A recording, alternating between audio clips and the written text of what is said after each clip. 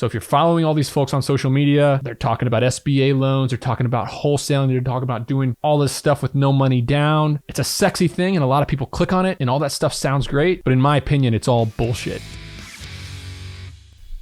The most common inquiry I get, the most common question that I get is, hey Nick, I've got X amount of cash. I want to buy a storage facility worth this much money. How do you recommend me going about this? And let me start out by saying what I'm about to tell you, there's a lot of nuance. I know folks who got started a different way. And also where I am in my career is different.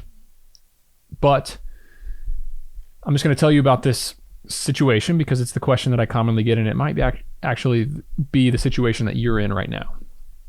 Guy reached out and said, hey Nick, I want to buy this storage deal. It's $1.5 million. I got about $150,000 to put down. I want to do an SBA loan for 85 or 90% of the purchase price. And I want to move forward and buy this property.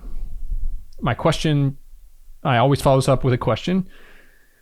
And it sounds really ridiculous, but you'll figure out why I ask this. I always respond, how much cash do you have? Liquid net worth or near liquid net worth, meaning your cash in the bank and your equities, your public equities that you can sell, not your retirement account, not your home. I'm talking cash or near cash. That's liquidity. How much of it do you have? Number two, are you from a wealthy family? And number three, do you have wealthy friends who would invest in your deal and help you capitalize this deal if you were to raise money from other people? Or do you know wealthy people who you could potentially sell on an investment? And what I mean by the family question is, frankly, in commercial real estate, and you're looking at a $1.5 million property, can your dad or mom, can your parents stroke you a $1 million check to bail you out of a sticky situation if they had to?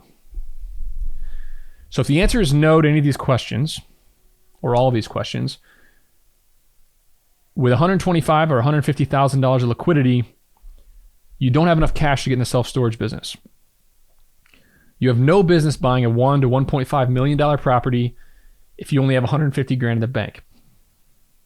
That's how you go broke. And my advice is forget the real estate and focus on making money somewhere else. Now, look, there's a ton of nuance around this. My mentor, Chris Powers, got started in 2010 in the peak of the great financial crisis, and he was buying houses. It was actually before that. He was buying houses for virtually nothing. He was putting almost none of his own money down. He was fixing them up. He was adding bedrooms. And that's how he got his start. And look at him now. Owns over $1 billion worth of industrial real estate.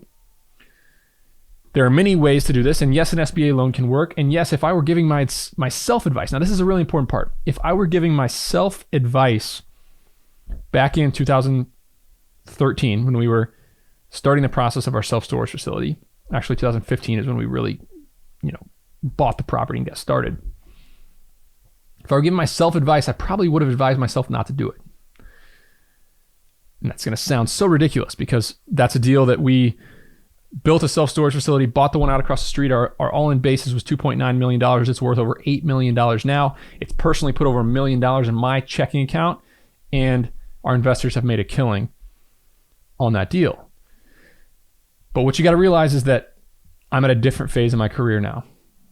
I've had some success. My net worth has grown. We have a lot to lose, and I feel totally different about risk. So everything you read about from me when you listen on this podcast, understand that, hey, Nick is coming at me and giving me advice from a perspective of somebody who has made some money and is now worried about not losing that money. I spend all day, every day thinking about risk, thinking about how to manage the downside on properties, and thinking about how, hey, if an investor is going to give us cash and we're going to raise a certain amount of money on a certain deal, how can I make sure that I'm not going to lose that money? That's totally different perspective than somebody with a little bit of money, nothing really to lose, and trying to go and grow. Now, if you have wealthy people around you, I recommend you go back and listen to the episode on this podcast, or if you're watching this on YouTube or Twitter, go back and search, the Nick Huber Show, Real Estate Private Equity. I have an episode on this exact podcast. I'll link it in the show notes that literally outlines how to raise money with other people raise money from other people. But if you're let's just simplify this whole process. You have a $1 million self-storage facility. How much cash do you need? I would personally syndicate a deal if I have wealthy people around me. Maybe I only have 100 grand or 150 grand of my own money. But yes, I do have wealthy people around me that invest in this money, or my parents could potentially bail me out if something's going to go wrong. Friends and family. I would syndicate the deal.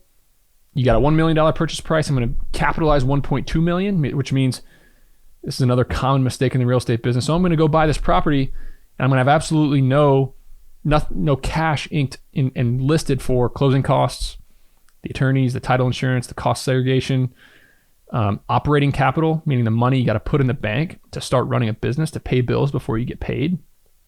You have CapEx, capital reserves, meaning you got to replace a sign. You got to have money set aside for if a driveway washes out. You're going to have to replace a roof at some point. You got to build a fence. You got to have cash to fix problems in real estate, and they can be very, very expensive problems, as many of you know. Another part is just the capital reserves, the cash reserves, a contingency on hand in case things go wrong. On the average $1 million deal that we're buying, we're capitalizing it at $1.2 million, meaning about 30 grand in closing costs, another 50 grand in operating capital, and 120 or so in capital expenses and capital reserves. So I would syndicate the deal. $1 million purchase price. I'm capitalizing $1.2 million. I'm going to get a $500,000 to $600,000 loan, which you might say, Nick, that's only a 50% loan. Well, debt is really expensive right now. It's really hard to find pieces of real estate that will cash flow if you borrow a lot of money. You have negative leverage. You can search negative leverage on Google if you don't know what that means. But it basically means that every dollar you borrow costs more to borrow that money than yield you're getting from a property. Properties are still trading at 5 or 6 caps, maybe 7 caps in self-storage. And your debt constant, how much you're spending on your debt every single day or every single year, is 7-8%, because it's a 6.5% interest rate plus you have principal on there. So if you borrow $1 million, you're paying $75,000-$80,000 a year to borrow that money. And you're not buying an 8 cap, you're not buying something that can generate that kind of cash. So every dollar you borrow is going to reduce your cash on cash returns. That's called negative leverage. So that's why we use less leverage. And then after I do that, I would operate it for upside. I would operate it for a fee, charge a fee, and then I would get a chunk of the promote. I'd put maybe 20 or 50 grand of my cash into the deal, depending if I had $100,000 or $150,000, and I would buy the property that way. So I see several problems happen here that rookies make. Number one, I think too many people make the mistake of putting too much of their own cash into a deal and keeping nothing in reserves. That means they buy $1 million piece of property, they have $150,000 total cash to their name, and they put all $150,000 into this deal. Then before closing, a surprise comes up, or after closing, a surprise comes up, and they're totally out of money. The number one rule in real estate is do not run out of cash. I'm going to say that again. The number one rule in real estate is do not run out of cash. If you run out of cash, it's game over. If your loan matures and you don't have cash, it's game over. If a big capital expense shows up and you don't have any cash and you can't borrow any more cash from the bank, you need a new roof, plumbing, utilities, whatever, game over. Every single bankruptcy in real estate has happened for one reason, and it's because that real estate investor ran out of cash. They didn't have any more cash. So never tie it up. Keep a significant reserve. If you have 150 grand to your name, why would you put more than 50 grand into a deal? You need to keep some cash on the side to solve problems, to get yourself out of sticky situations. Second big problem I see is too much leverage. They're buying a property right now, which we could be heading into a recession. I don't think it'll be as bad as what I thought it might be 6 months ago, but we're heading into a recession. Interest rates are going up. Values are dropping. Right now, values are dropping, and they're borrowing 80 to 90% of the price of a property. They have a lot of debt on it, so there's not a lot of margin for error. If they're operationally, they're not the best. If revenue drops, if cash flow drops, or if they just aren't able to increase it, boom, they owe more money than the property's worth, and they're underwater and they're bankrupt. So to buy, another big problem that I just explained is not accounting for the cost of doing business in real estate. Buying and selling real estate is really expensive. To buy $1 million property, you're going to spend 30 grand in closing costs. You got insurance, you got attorney fees, you got surveys, you got appraisals, you have phase 1 environmentals, potentially phase 2 environmentals. You got Title insurance. You got a cost segregation study. You got to fund an account. Then you got to fix up all the broken stuff. Then you got to have some cash in the bank just to solve some problems if things happen. Going back and asking your investors for more money is horrible. It sucks, and you should never do it. And if you tie up all your cash and you need this extra money, you're just in trouble. This happens to people all the time just because they don't think about the cost to transact real estate. So you hear a saying, real estate investors are cash poor and asset rich. Meaning, hey, they got a lot of assets, they got a lot of net worth. Maybe they got a $10 or $20 million net worth because they own all these properties, but they have very little cash. Real estate investors have very little cash and they're, a lot of assets. And to some degree, that's true. I'd say, me personally, my net worth is 75 to 80% tied up in my real estate holdings. It's not liquid. It's not cash. But I still have quite a bit of cash. I keep several $1 million personally on hand to get myself out of sticky situations, to have as reserves. And every single building we buy, we're raising an extra $200, $100, $300, $500,000 in cash reserves, keeping them in the bank across our entire portfolio. All 63 properties, 1.8 million square feet, plus me and my partner's liquidity on hand, we have over $10 million of cash or quickly accessible liquidity that we can use to solve problems. And that is our insurance policy. Something comes up, it's not stressful. One of our loans matures, it's not stressful. Those are the things that let us sleep at night. I can bail out a property if it's struggling. If an investor becomes a big pain in my butt and they wrote me a check for $1 million, I can get them out of the deal. I can write them a check to get them out so that I'm not worried about that problem anymore. And most importantly, with this cash on hand is that we can pounce on new opportunities. If we find really, really good deals, we can put some of our cash in to those deals. And we can get bank loans. The banks like to see our cash on hand, the lenders, so that we can have a better, more advantageous situation when it comes to borrowing money from a bank compared to other, illiquid investors that bankers are looking at. So you might be thinking, Nick, I'm listening to you, but I don't have millions of dollars sitting around. What do I do? Now here comes the cold, hard truth of what you might not like to hear. Well, before I get there, if you have access to cash, you're from a wealthy family, you have people that that have money that would trust you to buy a piece of property and you can raise it, by all means, real estate is ready for you. You can make it happen if you're resourceful. But for most people, we don't have a lot of friends. When I started, I didn't have a lot of friends who had a lot of cash. My family wasn't necessarily super wealthy. And I was able to get in the real estate game because I started a small business that spit out $300,000 to $500,000 a year for several years in a row. So you might say, Nick, I'm listening. I don't have the money, but what do? I only have a couple $100,000. I want to get into real estate.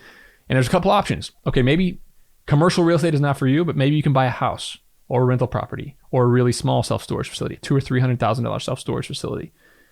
Maybe you can do all of it on a smaller scale, but commercial real estate generally is very tough. You have to be well capitalized to play the game of commercial real estate. So for most people, 90% of the people listening to this podcast right now, you need to forget about real estate.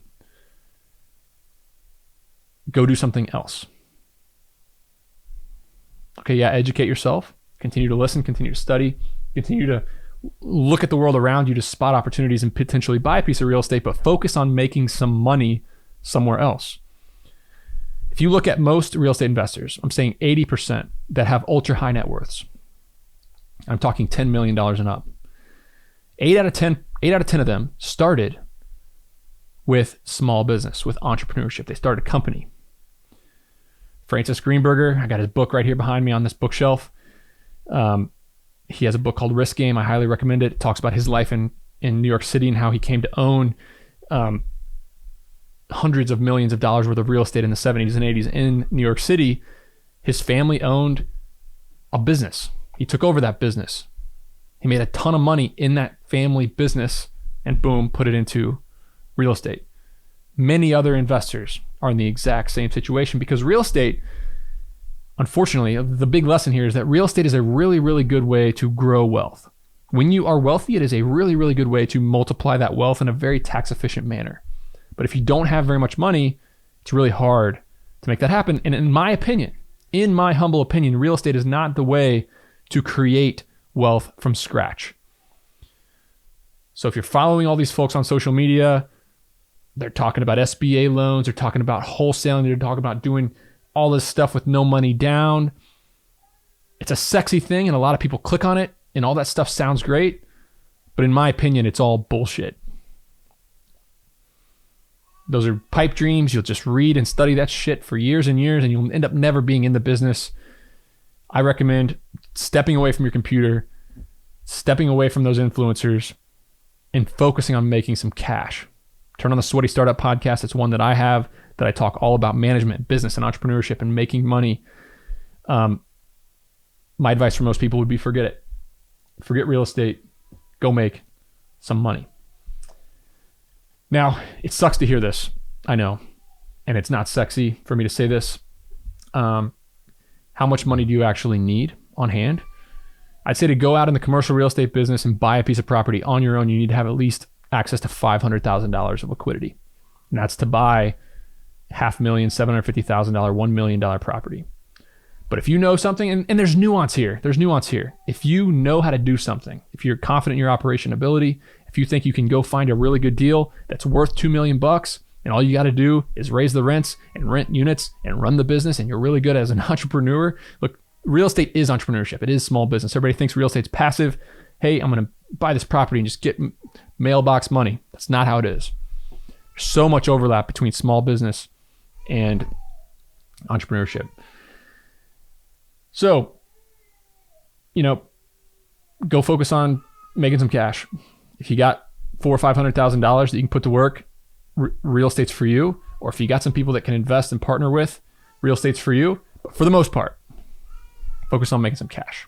Hey guys, I have big news. I recently revamped my sales and customer service team at my self-storage company using folks in South Africa. Listen to this English accent. Hi there, my name is Anton and I'm a sales professional from Gqeberha or Port Elizabeth, which is the eastern province of South Africa. I've been in sales for about 8 years now with experience in hardware sales with some of the leading brands in the world, such as Canon, Panasonic, and more recently, Red Bull. Okay, now the surprising part. The person you just listened to is available for hire right now, and they're asking $9 an hour. If you want an introduction, if you want to hire this person into your business or at least interview them, send me an email, nick@sweatystartup.com, and I can make an introduction and offer you $1,000 off the recruiting fee. nick@sweatystartup.com.